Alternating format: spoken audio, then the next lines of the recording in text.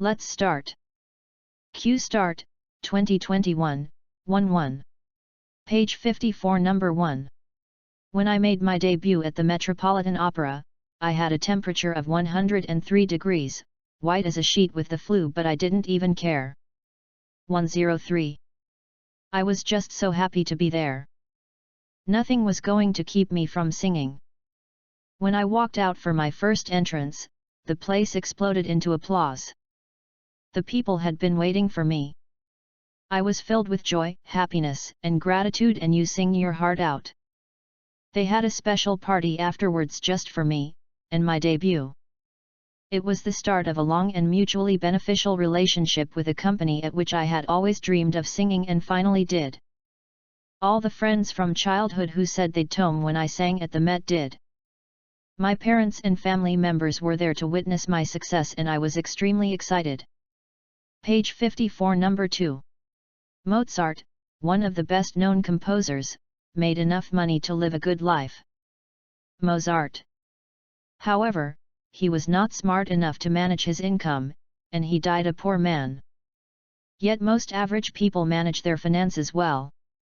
Albert Einstein was a poor communicator and had difficulty in articulating his thoughts, despite his profoundly superb intelligence. Albert Einstein. Thus, we see that when a person enjoys an unusual amount of intelligence or talent in one field, it is usually confined to that particular field. Thus, not only are all humans not equally intelligent, but those who are truly intelligent are also not equally as intelligent in every field. Examples such as Leonardo da Vinci, who enjoyed talent in many different fields, are very rare exceptions to the rule. Leonardo da Vinci. Page 55 Number 3. Hugh John Lofting was born in England to an Irish father and an English mother.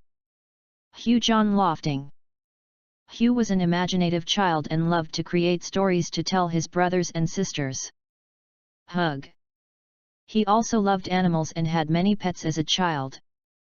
Hugh's concern for animals led to the creation of Dr. Dolittle. Hug. Dr. Dolittle began as a cheerful, charming doctor who became more serious as his adventures continued. This was perhaps a parallel to Hugh's life. Hug. His adulthood was marked with several sorrows. His first wife died in 1927, only 4 years after his great success in winning the Newbery Medal. Newbery Medal 41927. He got remarried, but his second wife died less than a year later. In the 27 years that followed the publication of his first Dr. Dolittle book, Hugh wrote 13 other books about the kindly doctor, as well as a number of other books for children. 27, Hug 13. The Dr. Dolittle stories are still some of the best loved of all time. Page 55 Number 4. Within the first year or two of life, as infants start to differentiate themselves from the rest of the world, the self begins to develop. 1, 2. Babies, then toddlers, then children devote enormous energy to understanding who they are. They actively seek to define themselves and to become competent in the identities they claim. At early ages, girls and boys start working to become competent females and males, respectively. They scan the environment, find models of females and males, and imitate and refine their performances of gender. In like manner, children figure out what it takes to be smart, strong, attractive, and responsible, and they work to become competent in each area. Throughout our lives, we continue the process of defining and presenting our identities. Struggling to be a swimmer at age 4 gives way to striving to be popular in high school and being a successful professional and parent in adult life. 4. The fact that we continuously evolve is evidence of our capacity for self-renewal and continual growth. Page 56 Number 5. Although child prodigies are often rich in both talent and ambition, what holds them back from moving the world forward is that they don't learn to be original.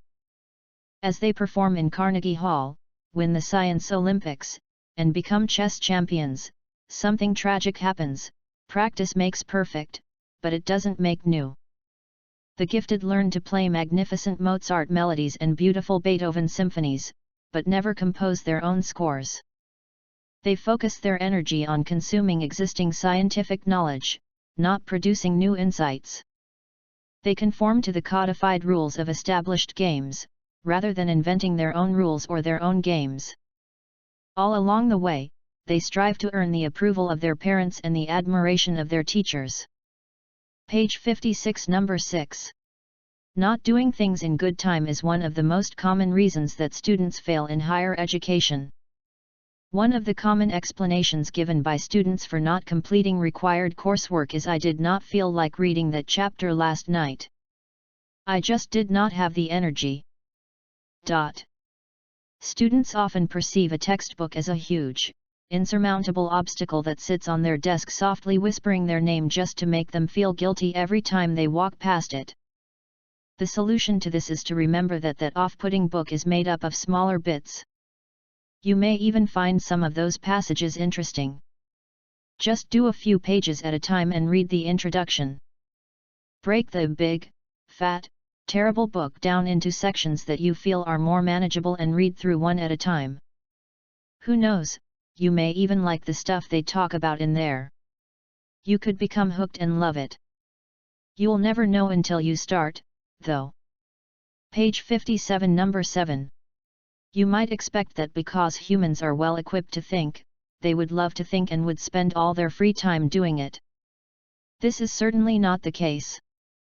If all thinking were fun, people would probably spend much of their free time doing math problems, but they don't. Researchers have found that often people seem lazy or careless about their thinking. Social psychologists use the term cognitive miser to describe people's reluctance to do much extra thinking. Just as a miser tries to avoid spending money, the cognitive miser tries to avoid thinking too hard or too much. Of course, this isn't entirely a matter of laziness. People's capacity to think is limited, and so people must conserve their thinking. There is much evidence that when people's capacity for thinking is already preoccupied, they take even more shortcuts to reduce further need for thought. Page 57, number 8. Psychologists who study giving behavior have noticed that some people give substantial amounts to one or two charities, while others give small amounts to many charities. Those who donate to one or two charities seek evidence about what the charity is doing and whether it is really having a positive impact. If the evidence indicates that the charity is really helping others, they make a substantial donation. Those who give small amounts to many charities are not so interested in whether what they are doing helps others. Psychologists call them warm glow givers.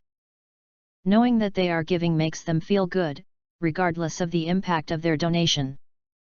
In many cases the donation is so small, $10 or less, that if they stop to think, they would realize that the cost of processing the donation is likely to exceed any benefit it brings to the charity. 10. The end. Good job.